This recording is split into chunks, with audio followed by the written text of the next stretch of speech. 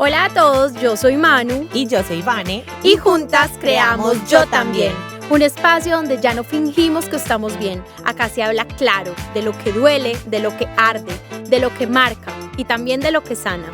Historias reales, crudas, humanas, como la tuya, como la nuestra. Porque no estás solo, no estás sola. Yo también lo viví, yo también lo sentí. Y sí, tú también puedes contarlo.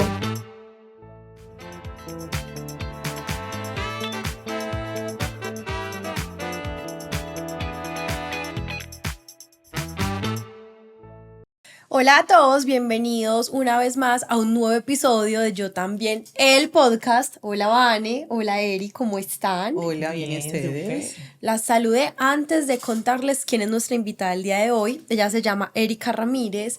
Siento que el capítulo de hoy va a ser un capítulo súper especial por el tema de que vamos a tocar algunos temas sensibles. Si usted de pronto es sensible a algunos temas o es menor de edad, recomendamos que esté acompañado de un adulto responsable. Amamos porque Erika hoy va a abrirnos un poquito de lo que ha sido la historia de su vida, de los maltratos que ha atravesado, de los abusos, tanto físicos como sexuales que ha vivido. Tocaremos temas sensibles, muy sensibles del suicidio. Siento que va a ser un espacio muy especial donde te vamos a escuchar y donde vas a poder ser luz para muchas personas. Erika, una vez más, bienvenida. Yo también. Muchas gracias por la oportunidad. Espero poder llevar un mensaje que llegue a todos. Estamos dispuestos a ayudar, a escuchar y que se dé de la mejor manera. Que empiece Bueno, Eri, esto. ¿Cuántos años tienes? Como que nos cuentes un poquito quién es hoy Erika Ramírez. Listo, tengo 36 años, soy mamá de un adolescente, va a cumplir 16 ahora el Día de los Brujitos. Erika está llena de vivencias, he sabido salir adelante con ellas. No me define lo que me pasó, sino lo que decidí hacer con eso. Bueno, ¿y cómo empieza la historia? O sea, ¿dónde vivías cuando eras pequeñita? ¿Qué te acuerdas? ¿Qué nos quieres contar? Listo, todo empezó porque mi padre ejerció en la ilegalidad. Ninguno decide pues como, ay, quiero nacer en esta familia. Mi padre fue así. Nunca lo juzgué, pero nos tocó vivir momentos muy duros, de atentados, nos tocaba salir corriendo literalmente de un lugar a otro. Me salvé de que me mataran en muchas ocasiones. Debido como a todo este medio en el que estuvo involucrado mi padre, abusaron sexualmente de mí a la edad de 7 años. Fue como tal vez el momento que más había marcado mi vida en esa niñez. La edad de los 7 años fue muy dura porque también se separaron mis padres. A los 7 años también me maltrataron físicamente debido como a los inconvenientes legales que tenía mi papá. Literalmente me torturaron en esa edad. Eri, bueno, comienza muy fuerte la Sí, historia. como que tiene muchos matices y todos temas tan sensibles, ¿cierto? Cuando dices que, bueno, de 7 años viviste como tantas cosas, empecemos como por lo básico. ¿Tú creciste sabiendo que tu papá tenía negocios ilegales? ¿Hacía parte de tu día a día o tú en ese momento sabías que algo no estaba bien o cómo eso te afectaba? La verdad, pues uno a esa edad era como muy inocente, pero no era como tan común que tú no pudieras decir, mi papá trabaja en esto, si había una reunión en el colegio, tu papá no podía estar. Todas las niñas como que jugaban normal y nosotros vámonos para esta ciudad, vámonos para esta parte. Si nos íbamos para un hotel, teníamos que salir corriendo porque iba a llegar o la policía o pues los enemigos de mi papá en ese momento. Entonces, claro, ya cuando me di cuenta como tal en el mundo en el que estaba, fue muy difícil aceptarlo, pero no lo tomé más como por el lado de que mi papá es malo, sino que fui una niña como que se quedó con lo bueno que hacía el papá, porque veía que con el dinero que tenía ayudaba a personas que ni conocía, les daba que las llantas de su carro, que el sanitario, que mercados, que ropa. Entonces como que no sé si mi cerebro se quiso proteger y quiso como quedarse con esa parte buena de él. Eri, una pregunta. ¿Naciste sola, pues eres hija única o hay otros hermanos? ¿Tu Bueno, mamá viste de pronto en ese momento, digamos, en todo ese tema que tenía, el tema familiar, viste violencia, abuso? ¿Qué pasaba? bueno, mi familia paterna es una familia, entre comillas, distinguida. son de Amagá, del gremio como político y religioso. Mi papá fue como por decir llamado la oveja negra de la familia. Mi papá tuvo un matrimonio del cual tengo un hermano mayor, pues no tengo relación con él. Ya de ahí a mi mamá se le murió mi abuela teniendo 14 años, mi papá la cogió siendo una niña, le llevaba casi 16 años a mi mamá, quedó en embarazo a los 19, me tuvo a los 20 y crecimos entre lujos, pero entre todo este medio de que a costa de que estos lujos. Ok. ¿Pero había violencia ahí en tu familia o no veías O eso? sea, mi papá nunca maltrató Ah, a mi mamá, pero obviamente pues la violencia siempre estaba por el medio en el que crecimos.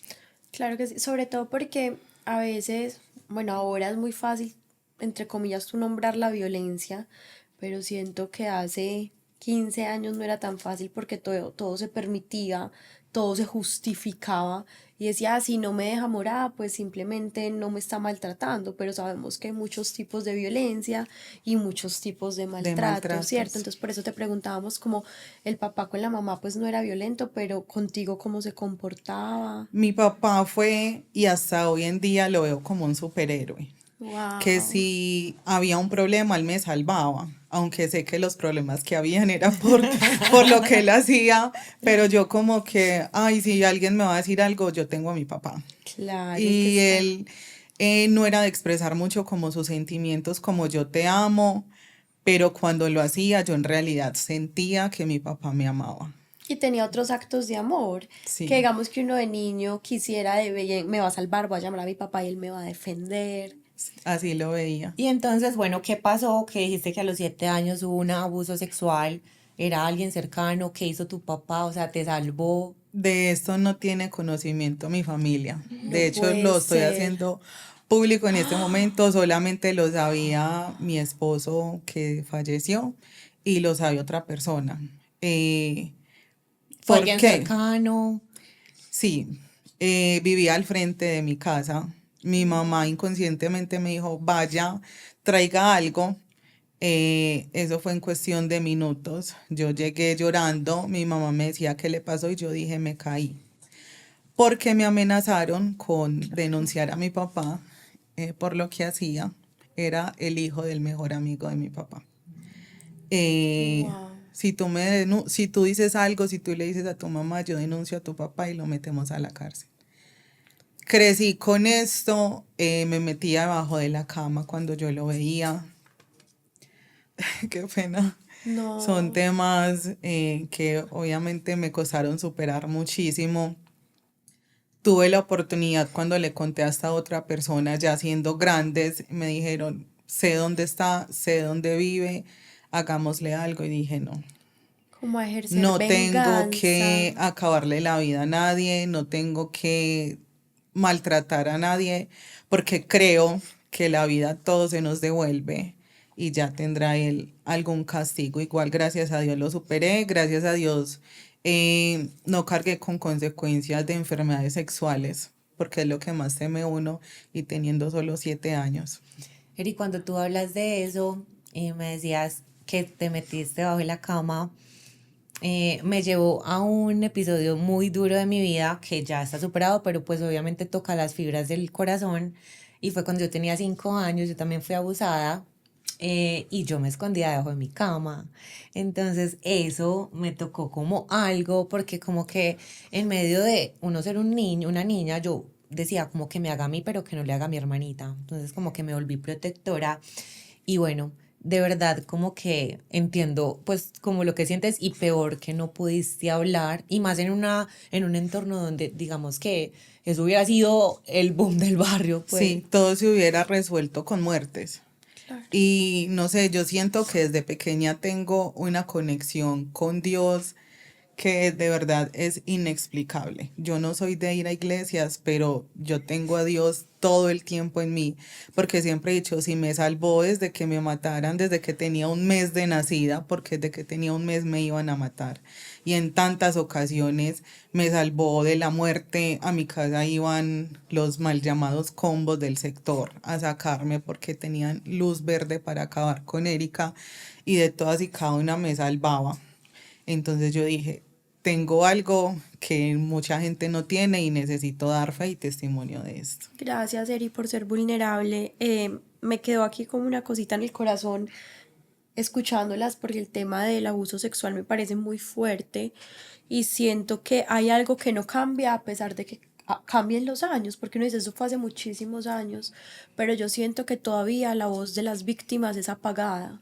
Y es apagada porque los manipulan, porque los llenan de temor para que no hablen o incluso le cuentan a sus mamás pues o a su acudiente más cercano y muchas veces no les creen. Entonces quiero hacer como un paréntesis y un llamado de verdad, mamá, o sea, mamá, acudiente, el que nos está escuchando, si su hijo se acerca a usted a decirle que lo abusaron sexualmente, créale. O lo tocaron. O que lo tocaron. Enséñele a su hijo que las partes íntimas no se las puede tocar nadie. O sea, que esto es un tema tan profundo que miren que lo de ustedes fue hace muchísimos años y siento que a hoy sigue igual. A hoy sigue el mismo problema. Entonces quiero cerrar este paréntesis como con esta invitación. Porque las secuelas que puede dejar en una persona son muy dolorosas. Bastante. Bueno, Eri, entonces obviamente avanza en un tema doloroso, o sea, ¿sentiste que avanzaste bien o te quedaba un dolor todos los días de no haber hablado a esa adolescencia pues que ya venía? A ver, yo sentía como que había salvado a mi papá. Claro. Lo vi más por ese lado, porque mi debilidad siempre y aún estando muerto es mi padre. Entonces fui como creciendo, ya me di cuenta en realidad lo que él hacía, él fue muy honesto, decidí no juzgarlo, tampoco pues lo aplaudía, pero tampoco como qué vergüenza mi papá, no. Es que creciste así. La verdad, prefería quedarme, como ya dije, con lo bueno. Me fui relacionando con personas que no debía. Quise tener mi primer novio a los 16 años. La verdad me llevé pues un susto tremendo por la persona que era, también de este medio. También intentó matarme. Intentaron pues como de muchas maneras buscar la manera como de callarme por lo que ya venía pues con este problema de mi papá. A mi papá lo metieron a la cárcel nuevamente, o sea, él ya lo metían, pero él salía, él sabía cómo desenvolverse. Pero esta vez que ya le iban a dar mucho tiempo y allí tomé la decisión de suicidarme. Gracias a Dios, los médicos y Dios me salvaron nuevamente de morir. Me tomé más de 100 pastillas. ¿Y por qué te querías suicidar? Porque yo sentía que ya iba a perder a mi papá, que ya no lo iba a volver a ver, que me iba a quedar ahora sí desprotegida, porque ya no iba a tener a la persona que yo llamaba a que me salvara de todo. Mi mamá se dio cuenta a tiempo, yo estaba en una habitación sola. ¿Eso a qué edad fue? Eso fue entre los 15 y 16 años. Mi mamá corrió conmigo para el médico, me hicieron los procedimientos pues pertinentes.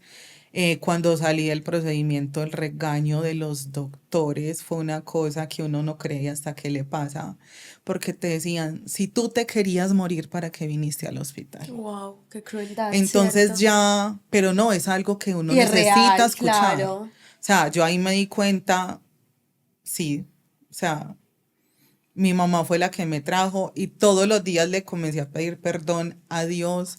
Le decía, Dios mío, no lo vuelvo a hacer porque me ha salvado muchas veces de morir y ya quise quitarme la vida. A partir de ahí dije, voy a dedicar mi vida a ayudarle a las personas con depresión, porque comencé a ir a terapia y me diagnosticaron como persona depresiva desde los 7 años. Ok, Eri, te hago una pregunta. En ese momento que intentas suicidarte por primera vez porque meten a tu papá a la cárcel y le dan una condena larga, en ese momento tú estabas con el novio. Sí, yo estaba con el novio. Resulta que cuando me di cuenta todo lo que hacía, me dio muchísimo temor, pero yo decía, si le termino, me mata. ¿Cómo hago para terminar con esta relación? Nuevamente Dios obró, hizo que lo viera con otra mujer. Por ahí me metí, mandó literalmente a todo el barrio a buscarme motos, carros. Yo corría escondida de andén en andén. Él me cogió, me puso 2 armas, una en la cabeza El mismo. y una en el estómago. Él tenía varios carros, me montó al carro y yo dije, no, pues ya, acá llegué. Yo por dentro lloraba, oraba, pero yo le decía, máteme. ¿Me quieres matar? Mátame, yo no te tengo miedo, pero por dentro yo estaba literal Claro. muriéndome. Me salvé nuevamente por otra persona que pasó. Salí corriendo del carro con mis piernas como gelatina y yo decía, Dios mío, me tenés para algo tan grande que vamos es a ayudarle a todas las personas. Y entonces, ahí cuando pasó eso, ¿cuánto llevaban de noviazgo? No, es que duramos meses. Meses. Sí, él era una persona demasiado celosa, me mandaba a vigilar, yo no podía salir de mi casa, llamaba al teléfono fijo hasta medianoche para ver si yo estaba. Eri, entonces, bueno, empieza como a avanzar esto, logras salir de esta relación con mucho temor y mucha amenaza, ¿cierto? Y empiezas como a crecer, a hacerte adulta con el papá aún en la cárcel. ¿A cuántos años Mm, condenaron al papá? Mi papá salió a los 10 meses. Ah, le Ok. fue, No pagó mucho, no nuevamente pagó se salió con nada, la sí, suya. Tristemente en este país, sí. pues muchas cosas de la ley son así. Mi papá ya era mencionado en los noticieros, no con su nombre real, sino con otros alias, por así decirlo. Nunca pudo estar en una reunión, no pudo estar en mis grados. A mí me preguntaban, ¿qué hace tu papá? Y yo no, es comerciante, viaja por todo el país. De alto ¿Por qué riesgo. nunca te vemos con él? No, porque viaja demasiado. Eh, una vez en una época que también intentaron matarme, me mandaban una escolta de los mal llamados combos del sector y me llevaban hasta el colegio y todos, Eri, ¿quién es ese que te sigue? Y yo, ay, no, está detrás de mí. Y De, mentira. Eri, espera, ¿cómo? Quiero como que seamos vulnerables en esto y es como, tú sabías que hacía el papá, pero ¿cómo te sentías tú al verlo ya tan expuesto hasta en televisión? la verdad, si me pongo a hablar de la manera en que lo hacía, se van a sorprender porque para mí era la persona más inteligente del mundo. De la forma en que quitaba millones y millones de pesos sin necesidad como de apuntarle con un arma a otra persona. Estaban involucrados personas importantes de la política, de la iglesia, y como esas personas no podían denunciar porque quedaban también como corruptos, entonces lo hacían como, hay un alias está robando, un alias está estafando. Entonces yo decía, Dios mío, la inteligencia de mi papá es impresionante, pero cuando llegue la hora de pagar, todo esto va a ser muy duro. Entonces, a ver, como que hagamos algo. Tus papás se separan a los 7 años. ¿Tú te fuiste con tu mamá? ¿O qué Yo pasó me ahí? quedé Porque, con mi mamá, ok, sí, yo me quedé con mi mamá. Mi mamá siempre pues dependió económicamente de mi papá. A partir de eso ya ella pues buscó sus trabajos, sus ingresos. Igual mi papá seguía respondiendo muy bien económicamente por mí. Ya con la persona que había conseguido, pues ya había cambiado un poco la situación. Inicialmente no tuvimos una buena relación la pareja que él había conseguido. De hecho, fue una relación muy tóxica la de ellos, pero estuvo con él hasta el día que murió. y entonces, bueno, ya vivías con tu mamá, pasó lo de tu papá. ¿Tuviste otra persona después de este noviazgo de pocos Sí, meses? también volví a dar con el que no era. Yo planificaba porque en mis planes no estaba ser mamá por la vida precisamente que llevaba. En medio de todo esto era como mi grado de responsabilidad no darle un hijo al mundo. Me fui a vivir con una persona que conocí. Resulta que era una persona adicta a la cocaína y quedé en embarazo. Quedé en embarazo, no lo asimilaba, pensé en abortar porque yo era consciente del papá que le estaba poniendo a la criatura que venía. Lo único bueno, entre comillas, que puedo decir que me dejó él es que no me dejó abortar. Eh, Cuando nació mi hija fue como el primer ángel que Dios me mandó, porque cuando me miró a los ojos me di cuenta que la necesitaba para que no me mataran, para volverme temerosa, para como sentar cabeza, no estar más metida en todo esto, alejarme de la vida que me brindaba mi papá, de la vida que tenía con esta persona. Y decidí separarme de él cuando mi hija tenía 1 año y medio. Él me tuvo amenazada. Fue una relación demasiado tóxica, de maltratos emocionales impresionantes. Mi embarazo fue de alto riesgo, lleno de temores. Se iba 8 días, nos tocaba buscarlo en la morgue. eh, Estaba en coma por episodios pues de droga. Entonces la verdad yo dije, mi hija no tiene que crecer con esto, y si yo traje una hija al mundo, tengo que darle un ejemplo. Y mi niña tenía 1 año y medio cuando decidí cortar con esa relación. Y en ese momento que decides cortar con él, en ese momento no tenías riesgo de que te mataran, porque tú todo el tiempo haces como alusión a que fuera por parte de tu papá, sus enemigos, por así decirlo, para hacer venganza, corrías tu riesgo, luego tu primer novio que intentó matarte, ahora este también, o te fuiste de manera tranquila. La verdad, cuando terminé con esta persona, mi papá y él tenían mala relación porque él le había robado unos millones a mi papá. Y mi papá me dijo, no se lo por la niña, porque sabe lo que se hace el papá de la niña. Entonces yo ya sentía que estaba como protegida por el lado de mi papá.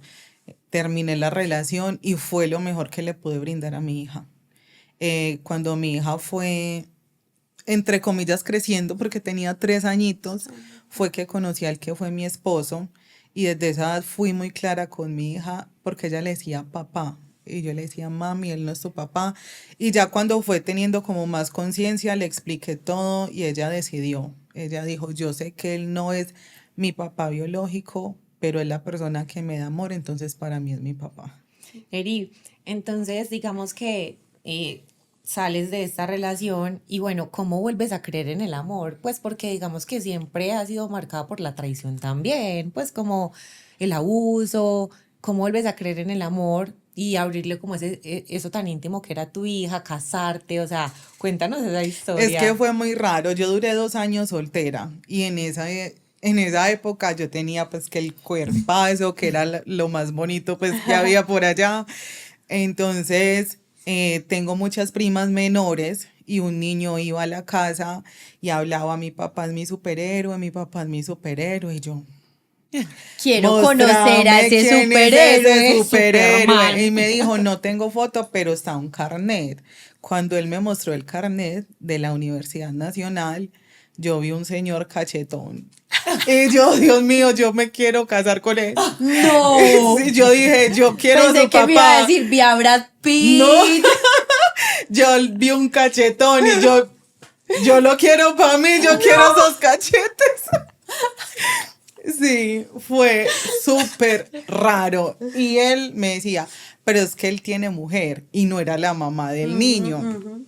Y yo le dije, ah, no, pues sí, tiene mujer, ni modo, pero su papá va a ser mío.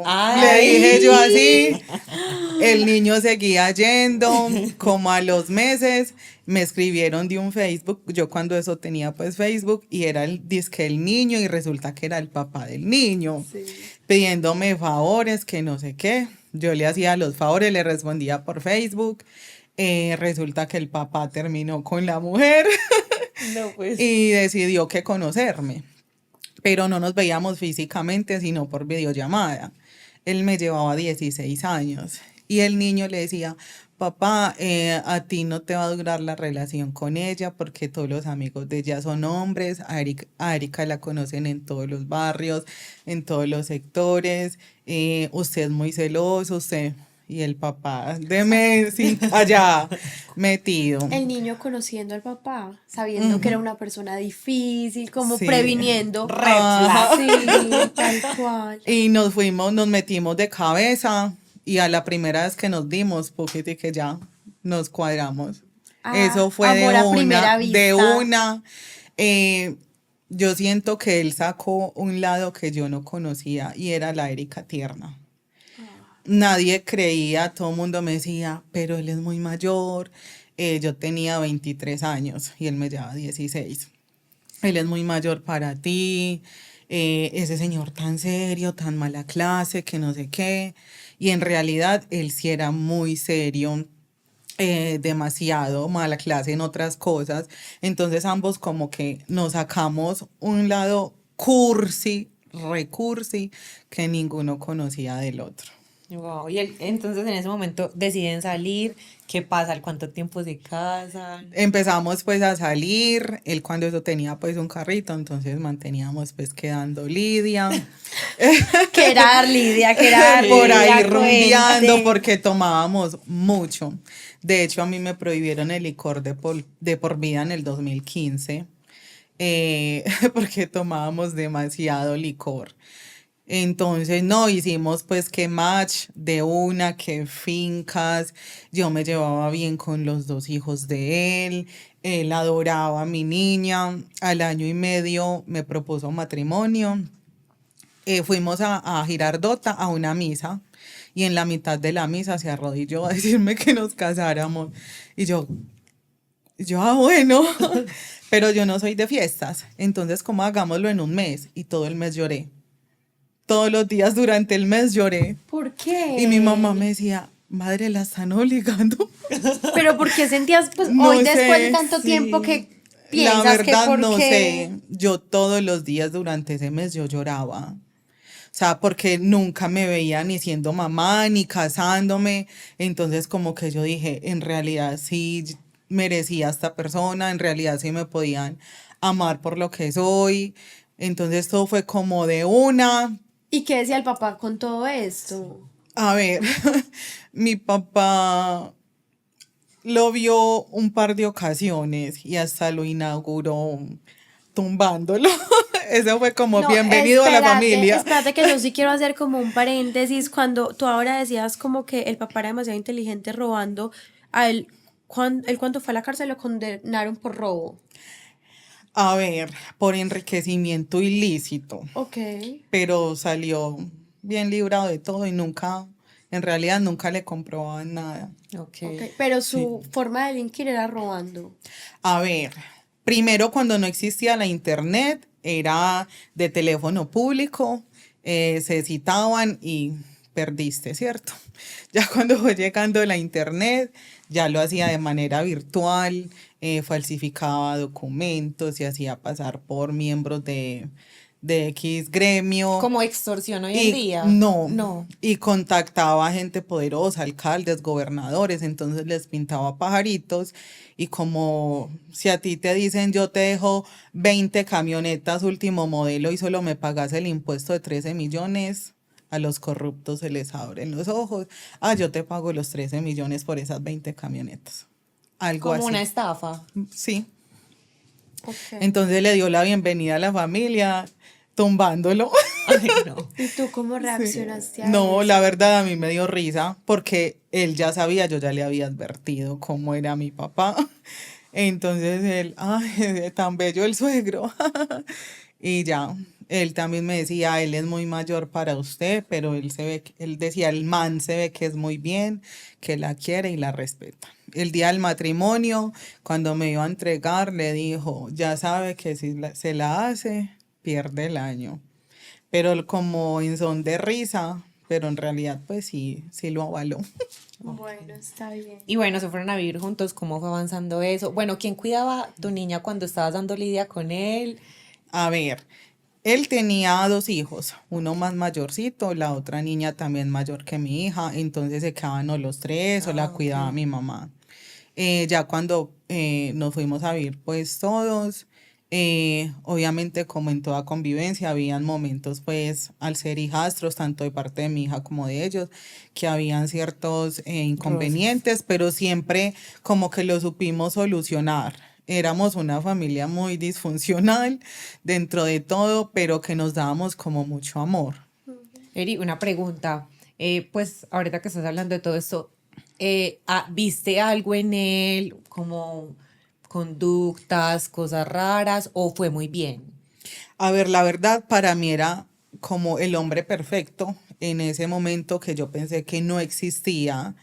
era el que todos los días del trabajo a la ¿En casa. qué trabajaba, perdón, Eri? Él era funcionario público en la Universidad Nacional, él era laboratorista. Es que también estabas viviendo algo muy diferente a lo que estabas Sí, a lo que estaba acostumbrada con tu acostumbrada. papá, con tus exparejas, era como vivir o sea, vivir por primera vez una relación donde él trabajaba en la legalidad, Sí, donde no te sentías amenazada de que te iban a matar, de que tenías que salir corriendo, entonces sentía siento una protección, tal cual. porque él no consentía nada con ninguno de los miembros de la familia, entonces yo sentía como ese hombre protector, ese hombre recto, el educado, el caballeroso, me daba rosas, dibujos, mensajes, o sea, todo era corintellado, hasta que comenzamos a ver las cosas que no nos, ¿cierto?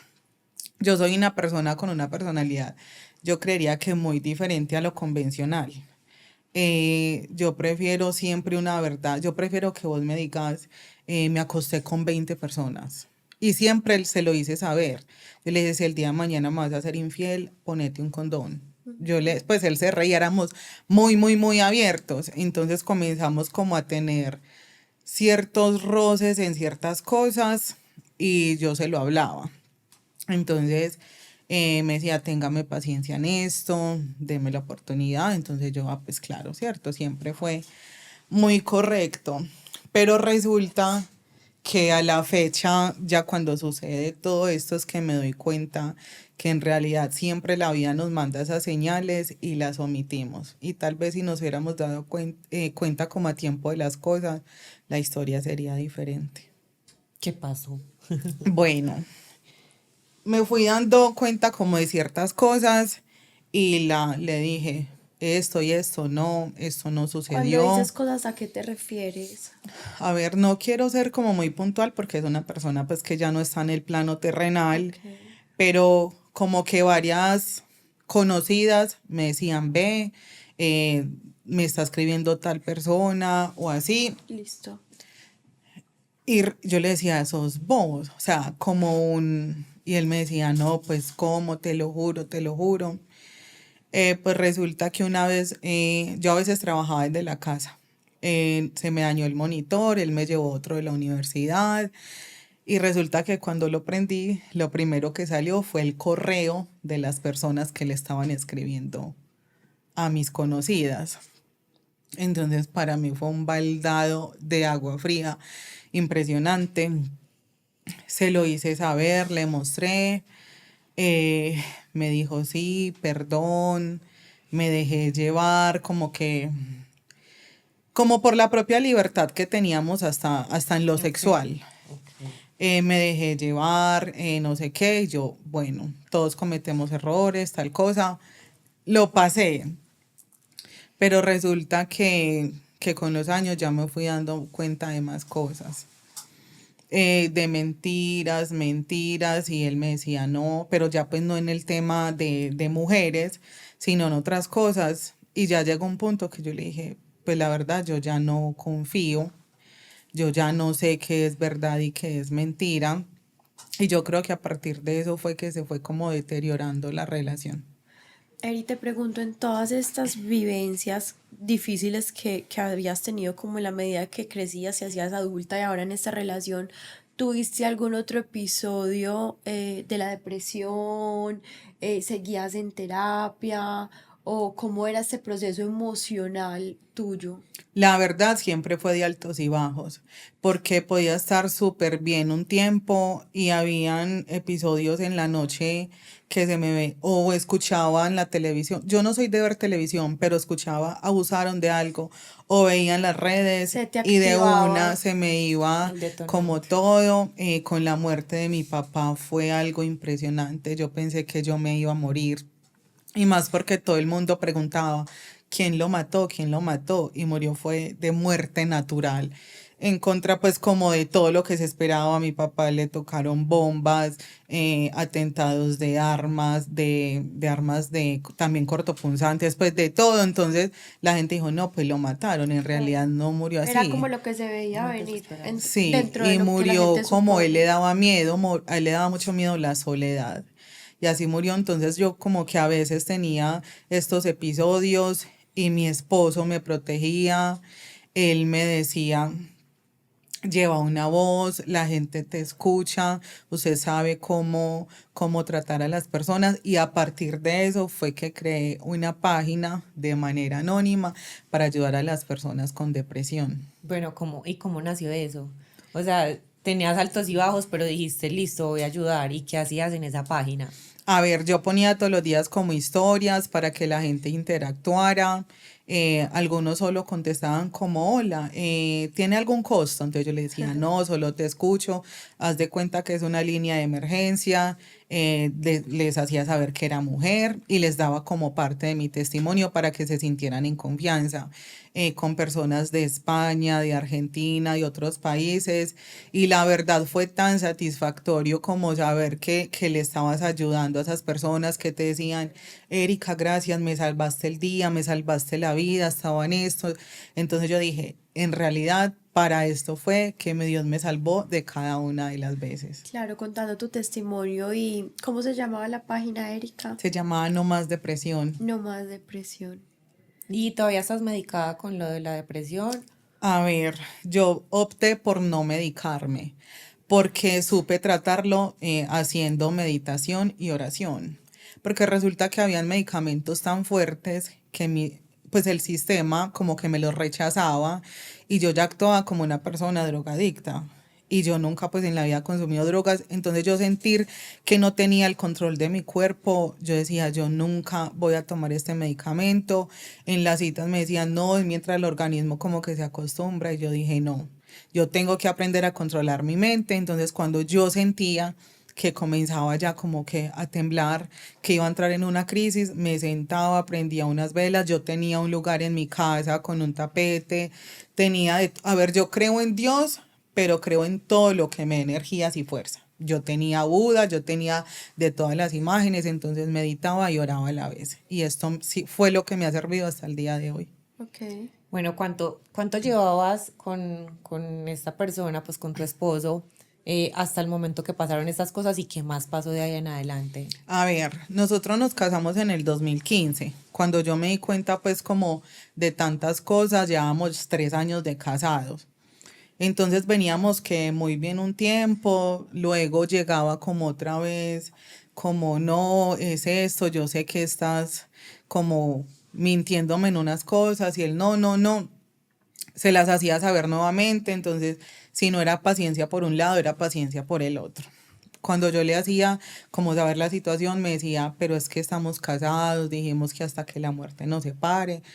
Entonces yo le decía, sí, hicimos un juramento en una iglesia, pero tampoco puedo dejar pasar como toda la vida esperando y esperando algo y tener pues como estar intranquila, estar insegura. Pero ha sido como tan bonito lo que estamos viviendo que siempre pues como que seguíamos. Resulta que en el 2023 él empezó como muy enfermo, demasiado enfermo en unas cosas. Él era una persona grande, robusta, él empezó a bajar de peso impresionante. Él se dio cuenta de una enfermedad que tenía, la cual pues por respeto a él no la voy a mencionar y no la mencioné con demás personas. Le dije, busca ayuda, yo te ayudo y te tengo paciencia, pero pon de tu parte. Él lo volvió espejismo. Él como que sí, yo consulto, sí, yo consulto, sí, yo consulto y nunca lo hacía.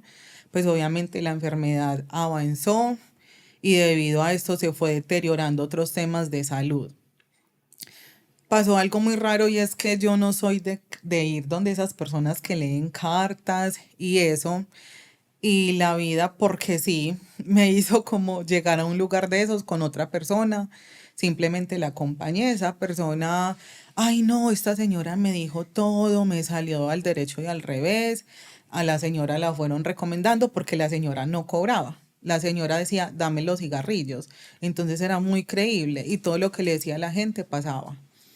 Un día como en medio de charlas, estábamos mi esposo, mi mamá, los hijos, pues varias personas, fuimos todos donde la señora. Y todos, Erika, Erika, haga que le lean el cigarrillo. Y yo no creo en eso, dale, dale. Pues hice que me leyeran el cigarrillo. Y la señora me dice, em, a ti te van a hacer unas cirugías en el estómago, usted sufre de algo en el estómago y yo no sufro de nada. Me dijo, sí, te veo 2 cirugías en el estómago, veo que vas a tener carro a final de año, veo que te va a llegar una persona y el año entrante no vas a estar con tu esposo te va a dejar y tu esposo te fue infiel hace 2 años. Entonces yo como que, yo quedé maluca. Cuando ya nos reunimos, ¿usted qué le dijo a usted al otro? Entonces, había algo como que compaginaba entre la versión que le dio también a otra persona y yo ya no dormía.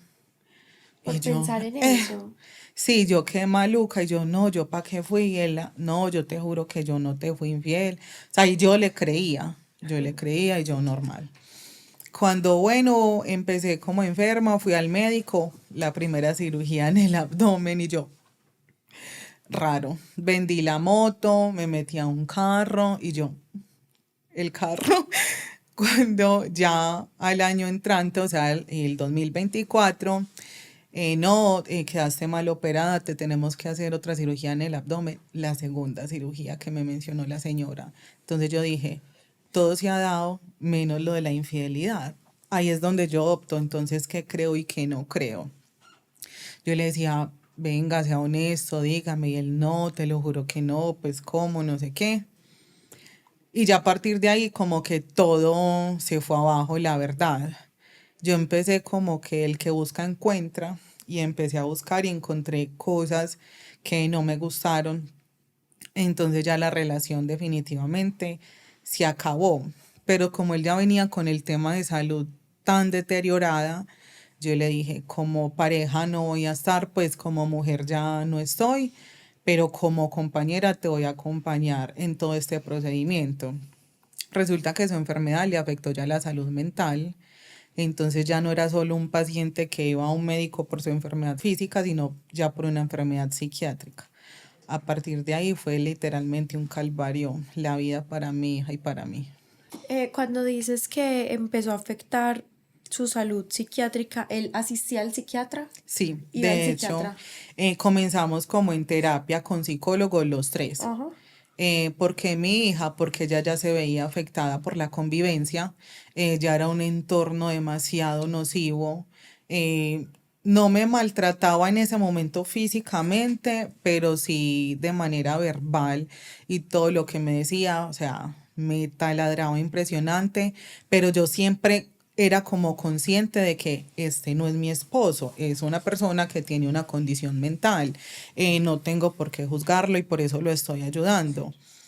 Mi hija ya mantenía depresiva, entonces comenzamos a ir a terapia, ya muy constante. Mi esposo comenzó a bajar de peso ya de manera impresionante, bajó más de 25 kilos, ya era más lo que mantenía como incapacitado, ya él mantenía que en urgencias, que por una cosa, que por la otra.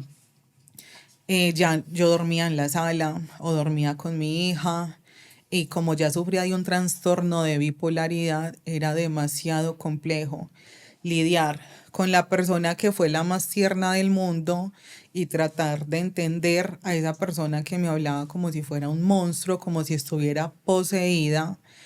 Y las pocas personas que sabían como de la situación me decían, Erika, salga, la van a matar, le podía hacer daño en un trastorno. Y yo le decía, yo no lo voy a dejar solo, porque ¿quién elige tener una enfermedad mental? Nadie. Nadie elige tener un trastorno de bipolaridad.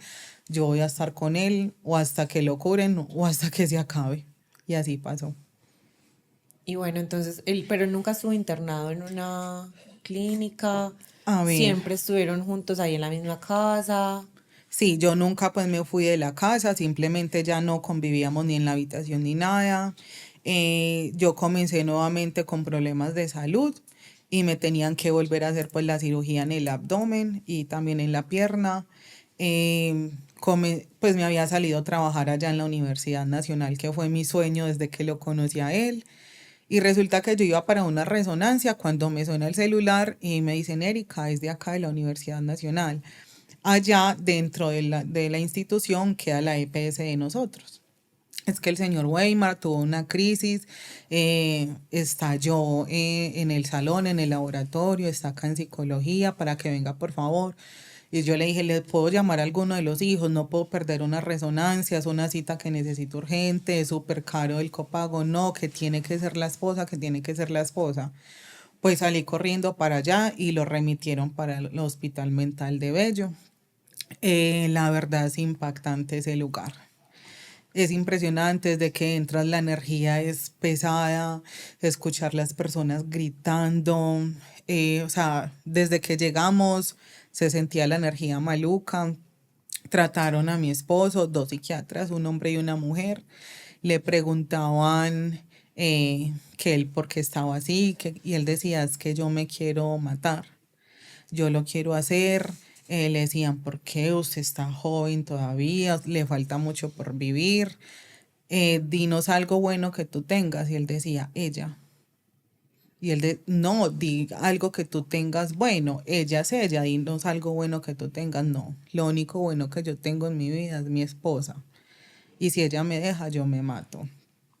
Entonces allí los psiquiatras decían, tú no puedes delegarle la responsabilidad de una vida a otro ser humano, porque eso ya es un maltrato psicológico para esa persona. Una persona no puede estar contigo simplemente por una amenaza. Entonces te vamos a dejar acá hasta que sanes, hasta que te calmes, para que no dependa tu vida de otra persona. Él lloró, pidió perdón, dijo que él no iba a volver a pensar eso, que por favor le diera otra oportunidad. Entonces, pues delante de los psiquiatras yo le dije que yo no le iba a dar otra oportunidad, pero que no lo iba a dejar solo, que yo iba a seguir viviendo con él hasta que tuviera una sanación definitiva. Me pusieron pues como a afirmar que me hacía responsable de llevármelo, me dieron unos números como en caso de emergencia por si él me iba a maltratar, y le duplicaron la dosis que ya estaba tomando pues de, valga la redundancia, medicamentos psiquiátricos, y me lo llevé para la casa al otro día. Ok, entonces, ¿cuánto tiempo estuvo internado? ¿Fue cuestión No, de eso días? fue de un día Fue de para un día otro, para otro, sí. no lo dejaron internado, ok. ¿Qué pasó después de ahí? ¿Te fuiste para la casa? Ya todo se tornó súper complejo, ya todos los días era una situación, él ya no quería ir a trabajar si yo estaba. Llegó el día que me operaron, que fue el 11 de octubre del año pasado. Tuve la cirugía, él quiso acompañarme, fue ambulatoria. Cuando, bueno, yo comenzaba a trabajar en la universidad a los 4 días. Yo no había dicho que estaba operada para no perder el trabajo. Comencé a trabajar, eso fue un martes porque el lunes fue festivo.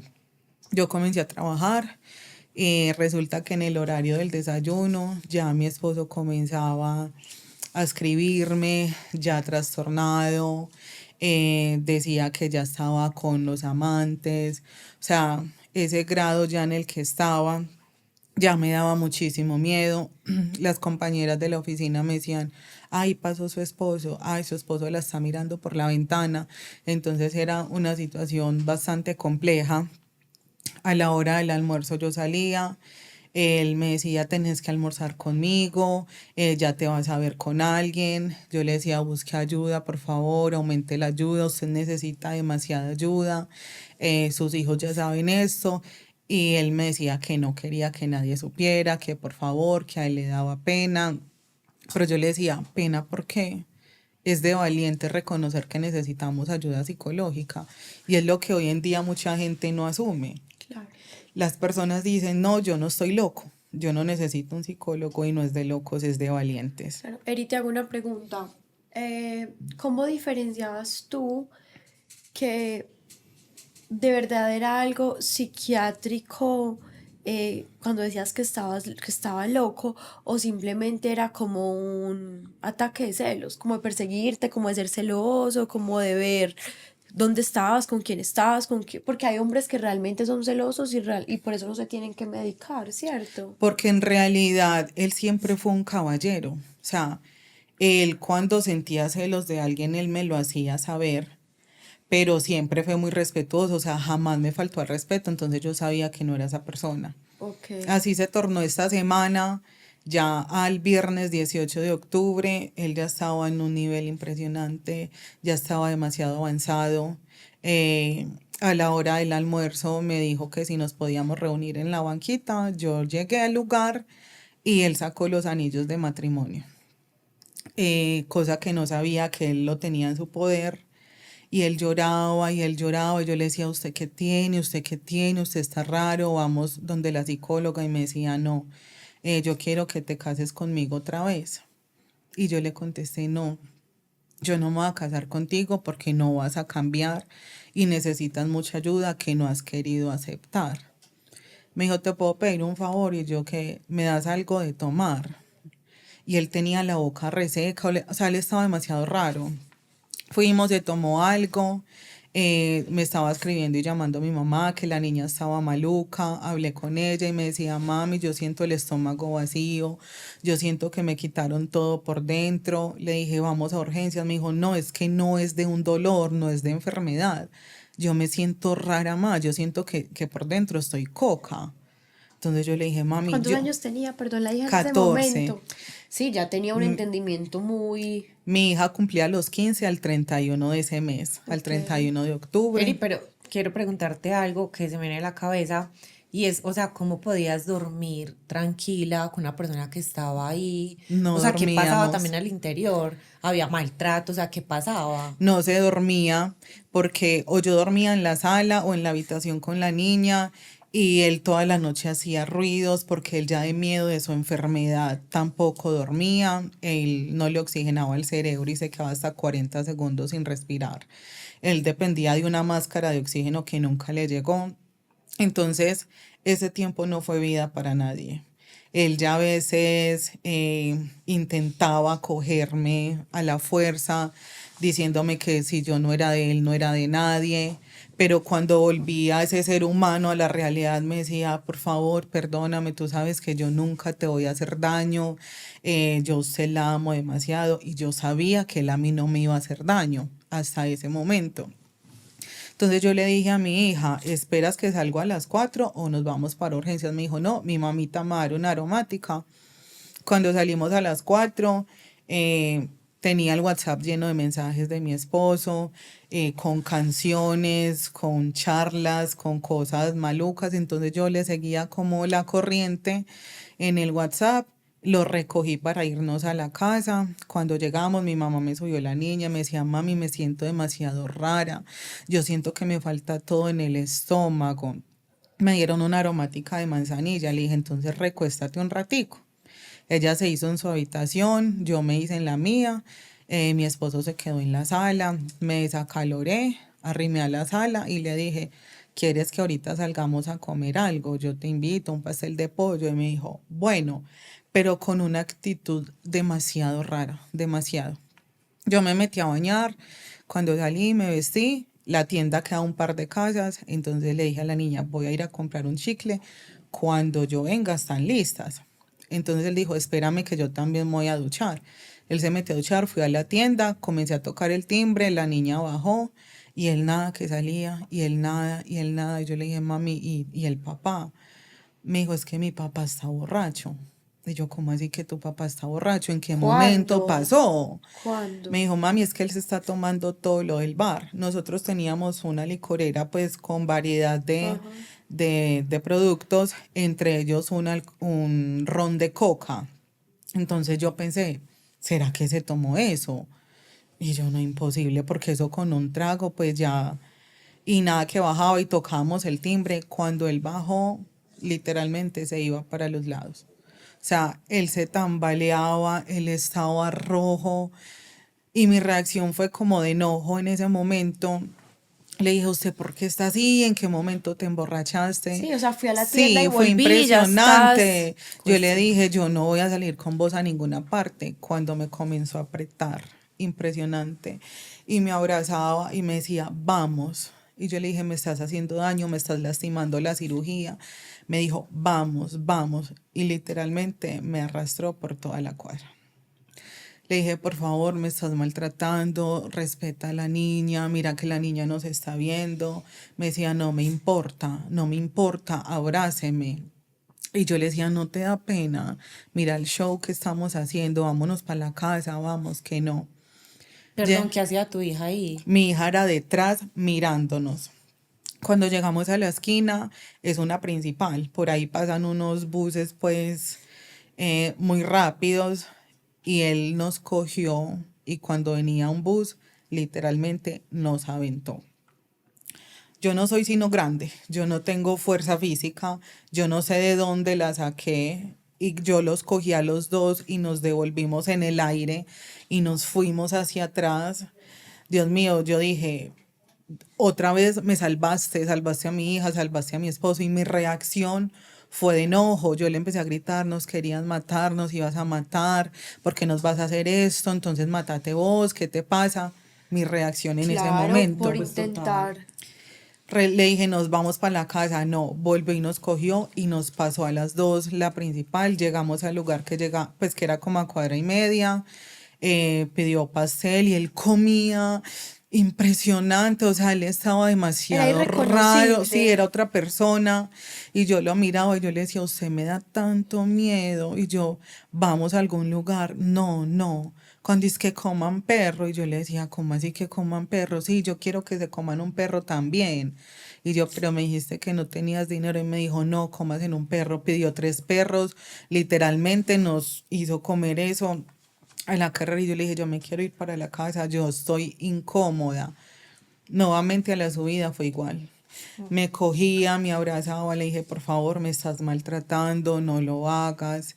Me dijo, regáleme algo de tomar. Y yo, ¿usted por qué tiene tanta sed? Me dijo, tengo muchísima sed. Mandó a mi hija a la tienda, que queda pues ahí pegada. Cuando mi hija bajaba, él estaba cogiéndome la cara a la fuerza, intentando darme un beso. Entonces yo le dije, mira que la niña nos está viendo, no le hagamos este daño, por favor, subamos. Cuando le dije eso, fue el principio de la peor noche de mi vida. ¿Qué pasó? Subimos, o sea, en serio, era el diablo, era otra persona, me comenzó a gritar, me dijo que me iba a dañar la vida, qué pena la palabra, decía, te voy a cagar la vida, te voy a hacer infeliz, te vas a acordar de mí por siempre, si usted no es mía, no es de nadie. Entonces pues yo comencé a llorar, yo le dije, por favor, déjame ir para donde mi mamá, yo voy, yo mañana vuelvo, por favor, no me haga daño. Literalmente me tiró a la habitación, a la cama y me encerró. La niña se hizo en la habitación de ella, ella seguía rara, o sea, ella decía, yo siento que no tengo nada. Cuando ya llegamos como a un punto en el que me quedé dormida y yo pensé que ya había amanecido, cuando sentí que entró alguien a la pieza, mi hija había entrado y yo le dije, mami, ¿qué horas son? Son las 10 de la noche, me dijo, y me siento muy rara, yo me voy a volver a dormir. Se volvió a dormir y ya, cuando me levanté al baño, que ya era de día, y abro la puerta de la habitación, mi esposo estaba colgado en el patio de la casa. ¿Qué hiciste? ¿Qué pasó? O sea, porque no hay como un paso a seguir de qué hacer en ese momento. ¿Cuál fue tu reacción? O sea, La verdad, yo solo me acuerdo hasta ahí. Yo solo me acuerdo que lo vi colgado con la lengua literalmente hasta acá. Las cosas que pues puedo decir después de esto fue porque todo el mundo me lo contó y porque se me han venido flashbacks. Es como si hubieras bloqueado por protegerte Sí, también todo lo estrés, que ¿no? pasó mis en ese 3 terapeutas momento. me dijeron lo Claro, mismo, tu cerebro se protegió claro. e hizo que borraras eso. Pero mi hija me dijo, usted comenzó a gritar, yo salí y vi a mi papá y me desmayé, yo no supe que mi hija se había desmayado, yo estaba sin ropa, yo no supe quién me vistió, eh, que entraba todo el mundo a la casa intentando quitar la soga y la gente al verlo se devolvía. Cuando lograron soltarlo, la gente dice que yo lo cogía y le metía la lengua, que la gente gritaba que estaba vivo y yo le daba golpes. Como estaba ya tan pesado, no eran capaz con él, entonces le golpeaban el cuerpo bajando los 3 pisos. Dicen que a mí no me dejaron entrar al hospital, al San Vicente, y que yo corría descalza por la vía principal del Metroplus como una loca hasta que mi mamá salió a decir que pues que estaba muerto. Literalmente a ti te tratan como a un criminal, que los del CTI, que con perros, que la casa llena de policía, que me llevaron, que todo estaba acordonado. Yo me desmayé 2 veces cuando me llevaron al apartamento, pero pues yo de eso no recuerdo absolutamente nada. Cuando ya a él lo entregan, yo recuerdo que yo vi el ataúd y yo dije, ese no es mi esposo, porque quedó irreconocible. Le tuve que mirar el brazo que tenía un tatuaje para ver si era. Y ya olía impresionante, entonces por respeto a él hice que sellaran la caja. La verdad fue algo que yo no le deseo a nadie en la vida, porque a partir de ese momento tener que lidiar con las personas que hablan sin saber fue el principio de todo el calvario que llevamos a casi un año de la muerte. Erika, yo siento que al inicio lo dijimos, es un tema y un testimonio muy fuerte. Algunas personas podrán identificarse porque lo han vivido, solo que por vergüenza nos cuesta alzar la voz. También el tema de la culpa. Si yo hubiera, él hubiera que es un verbo que no existe, ¿cierto? Un montón de suposiciones que a la final lo que hacen es dañar nuestro corazón porque no sabemos la verdad de lo que pudo haber pasado. ¿Cómo has enfrentado este año? Ya casi se cumple un año en octubre de este suceso. ¿Cómo has hecho con tu hija y contigo misma para, no sé si esto se superará o se sanará del todo en algún momento, pero para vivir el día a día? La verdad, desde ese momento tuve que lidiar con el voz a voz. Me decían personas cercanas y que estaban pues como ahí metidas en el velorio, que desde ahí familiares y cercanos a él decían, no, ella se consigue a otro el día de mañana. Yo decía, Dios mío, tu familiar está ahí en un ataúd, Sí, qué tampoco poca te está empatía. doliendo esa muerte para que tengas que echarle veneno a otra persona. O Sí. sea, no estuvieron en todo el proceso, no tenían ni tienen la menor idea de en realidad el contexto de todo lo que pasó con él. Entonces, que la viuda alegre, que nunca la vemos llorando y en realidad la gente no entiende que yo tuve que recoger a mi hija, que el día de sus 15 fue la última novena de su papá. Decime mi hija cómo supera un trauma de eso. Que cuando debía estar bailando el vals, estaba diciendo la última novena, estaba hablando de lo bueno que fue Weimar, así se llamaba mi esposo, que estaban tirando pólvora porque fue muy buen ser humano y mi hija tirada en el piso. Entonces, Destruida. estamos acostumbrados a que al que muestra un dolor en redes, al que llora, al que paga misas, es el que siente, pero no todos demostramos el dolor de la misma manera. Mi mamá es una persona que sufre del corazón y aparte es hipertensa. Entonces yo tuve que levantar a mi hija y levantar a mi mamá. Porque aparte de eso, estalló en realidad la vida de mi esposo. A partir de ahí me di cuenta de una cantidad de cosas que le tuve que pedir a Dios de rodillas que me borrara los 11 años que viví con él.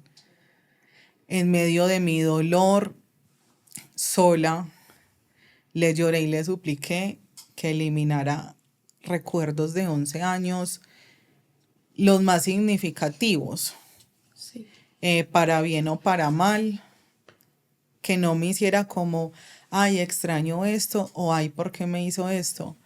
Porque en realidad me hubiera enloquecido. Porque salía un día una cosa, al otro día otra, de temas económicos, de temas con mujeres, de temas con familia. Y yo decía, Este no es el esposo, Dios este hombre no mío. es el hombre que era mi esposo. Y entonces hace aproximadamente un mes, y no es menos, me di la oportunidad apenas de perdonarlo junto con mi hija. Mi hija está en una curva de altibajos que unos días es de negación, de por qué lo hiciste, porque esa noche le juró a él. Él se despidió de ella muy sutilmente. Y mi hija le decía, no sé, pa, usted se va a hacer algo, no se vaya a hacer nada. No, yo te lo juro que yo voy a bailar el vals contigo. Wow, qué fuerte. Qué fuerte. Esta historia de verdad me muestra algo de ti y de verdad pues te damos las gracias por tu vulnerabilidad, pero es como que aunque el mundo siempre te ha querido ver en el piso, tú te has levantado y te levantas con la cabeza en alto, te levantas con fuerza, te levantas con esperanza y sabiendo que en la vida vas a volver a florecer. Entonces, Erika, de verdad, muchas gracias. Eres una mujer de admirar. Yo estaría hoy en otro lugar. Evidentemente no estaría sentada ahí. Creo que Dios me ha hecho para otras pruebas, pero esa de verdad te admiro. No sé, Manu. Quisiera para terminar, recuerdo la primera vez que hablamos, nos dijiste una frase muy linda y quisiera que cerráramos con esa frase para las personas que quizás están atravesando un momento así difícil y que pueda ser inspiración para ellas. A ver, es más como un consejo de empatía. Y de hecho es una frase mía que hasta la tengo en mi piel.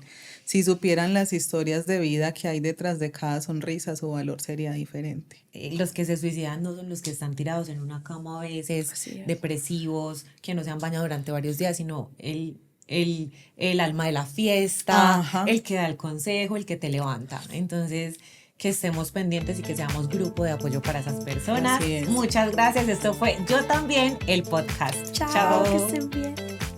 Gracias por escucharnos y si sentiste que este capítulo también fue tuyo, compártelo con alguien que lo necesite. A veces solo queremos escuchar que alguien más lo vivió para atrevernos a contarlo. Síguenos en nuestras redes sociales y nos vemos en un próximo capítulo. Chao, chao.